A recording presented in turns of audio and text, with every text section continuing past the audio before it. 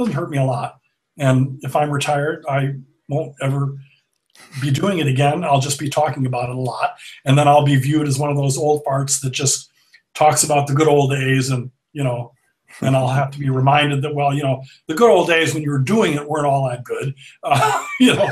Hindsight, when you're looking at it nostalgically and saying, well, I've lost all those things. But there are a lot of things that have been lost. Even the good conversation that you might have with the director in the morning about what you're going to do that day has been lost to a lot of extent because they want to bring the sound department in later because there's a lot of pre-rigging going on and they don't want you in meal penalty, whatever. And, but we'll give the utility person a pre-call so they can get the equipment on the set so that when you get there last minute, you can actually get the job done. And I just bring up some of the, many sort of simple things that are being done so that when the director is there in the morning talking over with the DP, who of course comes in as early as anybody wants him because he's getting a big flat, 30 grand a week or something, on a movie. And he's sort of become a below the line, but above the line on call person where they're not going to be computing his overtime or worrying about whether he's coming in early because he's the director of photography.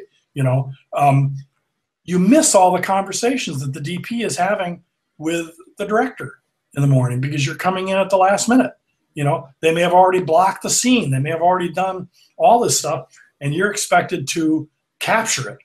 Another term which I hate that came into existence primarily along with the digital revolution, so that it's gone so far as people are even questioning why are we calling the production sound mixer a mixer? What's he actually mixing? Well, I think it's still a valid term, and I know that there's been big moves afoot in the UK and various other places to give certainly the boom operator a new title as assistant sound, first assistant sound.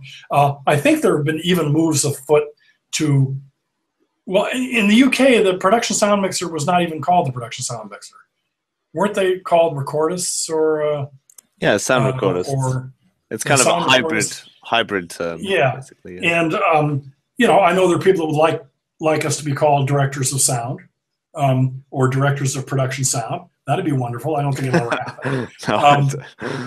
But I'm happy with production sound mixer. I don't think it should change whether we're mixing or not mixing, but because as a production sound mixer, you're making all sorts of decisions that impact how a picture is mixed.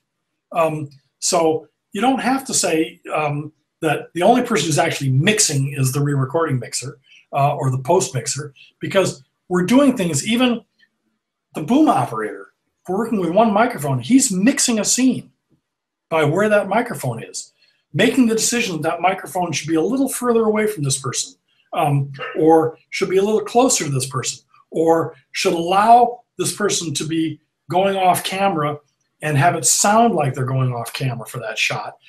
That's mixing. Now, if they're wearing a microphone, there's a lot of those things that as the production sound mixer, I can't accomplish. And we will have to leave that to the post mixer. But, we shouldn't have to be forced to leave everything to the post mixers for all the reasons we've already discussed. And I would also be very unhappy if too many of those things were taken away from me. I mean, I was very pleased with Steve Thibault, who's going to be on our panel on Saturday. He accepted I think it's either his third or fourth Emmy for the show Modern Family.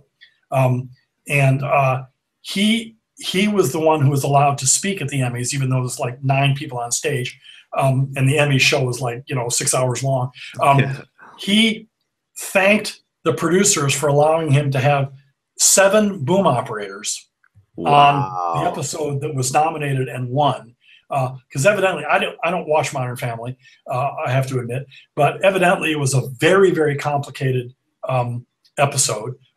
And Steve Thibault said, I need 7 boom operators. Wow. Production agreed to it because he's not only the sound mixer and a department head, he's well respected.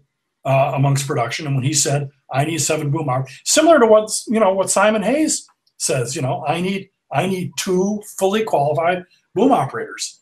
Otherwise I will not be able to do the work that I've, recently become very famous for. Yeah. And they respect him, and so they should. So anything that goes to bring the respect back to the production sound mixer, who used to have a lot more respect, not because we had to make all sorts of demands, but because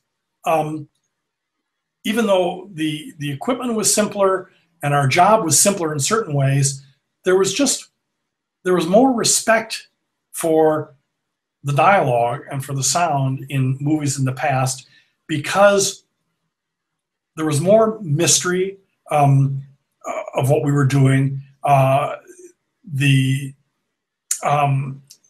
We had to be very good at working with the rest of the crew, as I was talking about, the gaffer having to light the set for the microphone.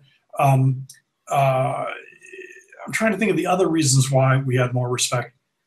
I think it's basically just because all crew people had more respect in the old days. Yeah. Because we weren't viewed as just like a necessary commodity to the production of their product. Because the people that were making the movies were movie makers. They were filmmakers. It's not a job. It's a lifestyle. Yeah. And you didn't have somebody producing a movie who maybe had never even produced a movie before, but they knew that they were responsible for the $60 million that was going to be spent on it. And they're asking somebody quietly the question, what does a boom operator do? And what are we paying them? And someone comes up with, well, a boom operator makes, and it's very important because they operate. Well, okay, well, we're not going to do that. Can't the guy work alone? It doesn't happen on a $60 million movie. I'm being facetious. Yeah. But some of the decisions are being made by people that should not be allowed to make those decisions.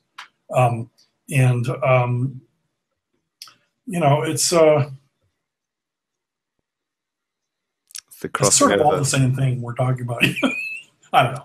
No, but it's good. Anything that can be done to bring the respect back to production sound mixer, because there's a phrase that's the sort of the motto of the Society of Operating Cameramen.